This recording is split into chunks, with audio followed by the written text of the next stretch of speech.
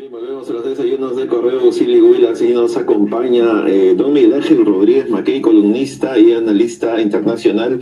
Él está con la camiseta de la selección y es que hoy, si bien vamos a hablar del Perú versus Argentina, vamos a recordar también la historia y las implicancias de un mundial que va a ser en Rusia, un país que no está adaptado mucho al fútbol. Así que de todo ello vamos a hablar con don Miguel Ángel. ¿Cómo está? 1 de agosto, Antonio, de 1969 en La Bombonera, el estadio emblemático del Boca Juniors, donde Perú alcanzó el empate. Bueno, los argentinos nos empataron. Estábamos listos por ganar. Y claro, con 2-2 y fuimos al Mundial. La primera vez que el Perú participaba en una justa mundialista como fue en México 70. Hoy yo doy por descontado que vamos a ganar. Ahora, vimos las imágenes de ese momento en pantalla, pero la coyuntura en ese momento no era tampoco fácil, ¿no? No lo era, pues, Antonio, porque a ver, en el caso de Argentina, ellos estaban en la postrimería de un gobierno como el de Juan Carlos Onganía, que era una dictadura.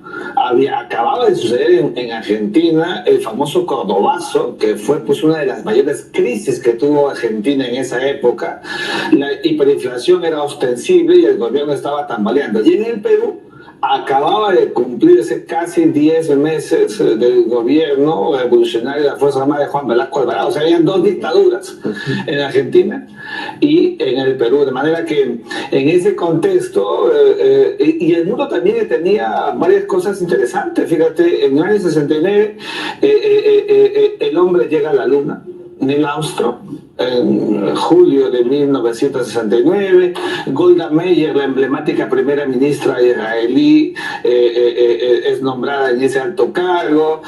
Yasser Arafat llega a ser el presidente de la Organización de la Liberación de Palestina. Muammar Gaddafi hace ese viaje histórico a la Kaaba en Arabia Saudí y tantos otros episodios que fueron evidentemente en ese momento de una enorme connotación internacional. Ahora, obviamente los dictadores, por ser un deporte muy popular, buscan la manera de alinearse con el fútbol. ¿Qué pasó en aquella época con el caso de Velasco y el entonces gobernante? Yo te agradezco por la pregunta porque justamente Juan Velasco Alvarado había respetado dejar en el puesto de embajador del Perú en Buenos Aires al embajador Gonzalo Fernández Puyó, nombrado por el presidente constitucional Fernando Belaúnde.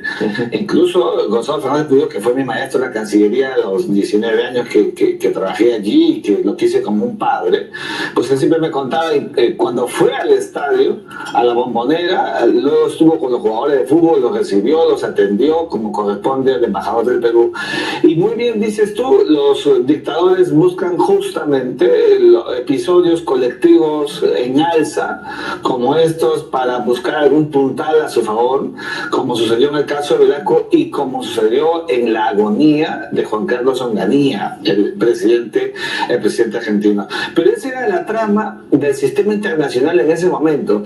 América Latina había tenido mundiales como el de Uruguay en 1934 o el de Chile en 1962 y México se alistaba con esa mascota que tuvieron, que fue el niño Juanito, que se alzaba y que el Perú quería en esos momentos, contagiado con una excelente selección, llegar a un mundial que logramos y que marcó una pauta de la visión externalizada del fútbol peruano. De ahí no paramos. Argentina 78 y España 82, que mi generación ya hemos visto al Perú en los mundiales y que hoy muchísimos peruanos ya quisieran volver a repetir. Ahora, en un escenario de dictadura, ya sea en Perú o en Argentina, los gobiernos, ¿cómo aprovechan, digamos, el triunfo de un seleccionado? En el caso de Argentina, ¿cómo tomaron la eliminación por parte de Perú? Yo creo que la eliminación, en el caso de Argentina, la eliminación, la salida del presidente Juan Carlos Onganía se volvió más impopular todavía. El presidente los días siguientes, las semanas siguientes, quería salir a dar mensajes al país y todo era creado como una antipatía popular. En el caso nuestro no fue así, porque Juan Velasco Alvarado, que había llegado al poder bajo la tesis de la reforma agraria, espacios bastante aprovechados por los sectores indígenas del Perú, la sociedad andina, se recrean cánticos y canciones que van a alentar la visión del Perú profundo. Entonces, para él fue una suerte de momento coyuntural que supo aprovechar para afirmar una revolución que, a mi juicio, estando al margen del Estado de Derecho, no se consagra. Hubiera sido mejor, o hubiera correspondido como debe ser en el marco de una democracia como la que todos queremos. Y hoy en día, en el caso Perú le gana a Argentina, en el caso Perú vaya al Mundial, siempre se ve como que hay mucha euforia, ¿no?, en las calles de la población, pero en un contexto en que hay temas altos de corrupción, donde hay líderes políticos, expresidentes que son investigados, es algo que pueda, no sé, pues afectar, digamos, la opinión que tiene la ciudadanía. Fíjate, Chabeli, hoy en mi columna de correo justamente relacionaba, me estaban llamando, doctor, ¿qué relación hay entre el fútbol y las relaciones internacionales, la política internacional y la política interna? Muchísima, Chabeli, muchísima. Porque escenarios como estos, por ejemplo, hoy todos los peruanos estamos pensando en el partido de fútbol.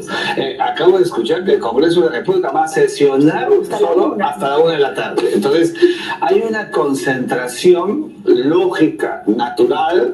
Nuestros deseos están en el partido de fútbol y se camufla muy soterradamente, sutilmente, el elemento político que incluso a varios gobiernos, cuando han tenido encuestas por debajo de lo esperado, los han permitido, si acaso era un triunfo, por ejemplo, oxigenar, encontrar espacios para poder salir a flote en circunstancias de crisis políticas. El fútbol es parte de la política internacional, de la política doméstica, guste o no guste. Pero ahora, esta mañana, si bien hemos visto pues que tenemos el tema de Alan García, esta mañana se ha seguido hablando del tema un poco en redes sociales, que es ya un ámbito mucho más amplio, pero de repente mañana, si gana Perú, va a haber como un tiempo para olvidar esta situación de Alan García de repente, ¿no?, que está en una investigación fiscal, en uno de sus puntos más complicados también, al igual que Keiko Fujimori. Sí, yo creo que el caso del expresidente Alan García, Keiko Fujimori, Alejandro Toledo, Ollanta Humala, el caso Odebrecht, todos estos asuntos hoy día están relativizados, están subordinados por la coyuntura, pero seguramente cuando esto pase volverán y fuerte. Pero son los avatares que produce siempre un momento internacional, como es un partido de fútbol que está marcando en estos momentos la relación peruano-argentina. Algunos hinchas que, bueno, tienen sobre los 30 o 40 años han estado mencionando un tema internacional que tiene que ver con el apoyo que le dio Perú a Argentina cuando hubo este tema de la guerra de las Malvinas, ¿no? Que también fue en una coyuntura luego de fútbol, porque recordamos el gol de Maradona con la mano y todo ello, pero a lo que vamos es que de alguna manera estos temas saltan, ¿no?, a la historia. Saltan estos temas, y además del tema de las Malvinas, donde Fernando Belaúnde Terry, en su nobleza extraordinaria, permite ese apoyo y esa ayuda a Argentina durante la guerra.